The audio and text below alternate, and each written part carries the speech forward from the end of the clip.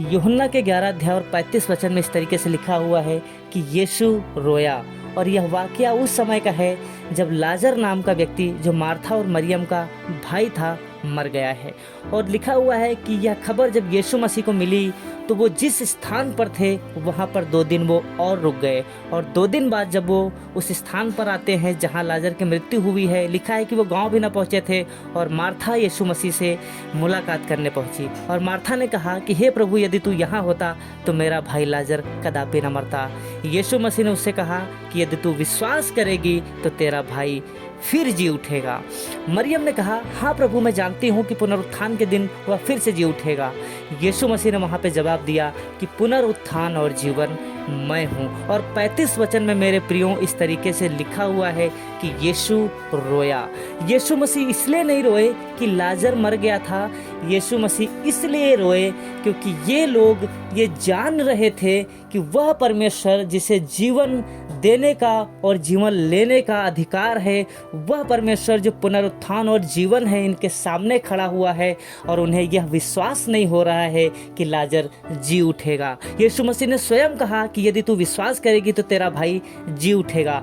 और यीशु मसीह यह देख कर रोया, इन लोगों के सामने जीवन दाता खड़ा है, स्वर्ग का परमेश्वर जिसने सब कुछ की रचना करी, जिसने आत्मा, शरीर और प्राण को बनाया है, वह परमेश्वर जो जीवन दे सकता है इनके सामने खड़ा है।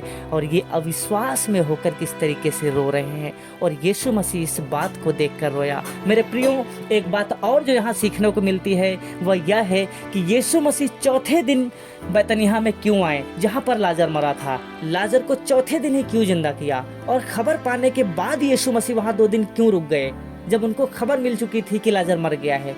इसके पीछे ये रीजन है क्योंकि यहूदियों के हिसाब से जो व्यक्ति मर जाता था उसकी आत्मा 3 दिन तक उसकी बॉडी के इर्द गिर्द रहती थी। उनका ये मानना था कि 3 दिन तक व्यक्ति जीवित हो सकता है क्योंकि आत्मा उसके इर्द गिर्द है और वह कभी भी उसकी बॉडी में प्रवेश कर सकती है।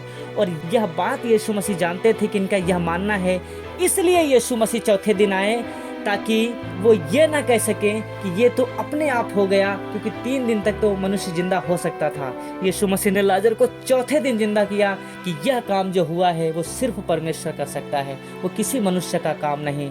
असंभव को संभव करने वाला सिर्फ परमेश्वर है और यीशु मसीह ने वही काम किया, क्योंकि यीशु मसीह वो परमेश्वर है जो मुर्दों में जान डाल सकते हैं। यीशु मसीह के पास वो अधिकार है कि वो जीवन दे सकते हैं और जीवन ले भी सकते हैं। और यही बात यीशु मसीह ने मरियम से कही कि मरियम, विश्वास रख, क्योंकि पुनरुत्थान और जीवन मैं हूँ और तेरा भाई जी उठेगा। लाजर को यीशु मसीह ने जिंदा कर दिया।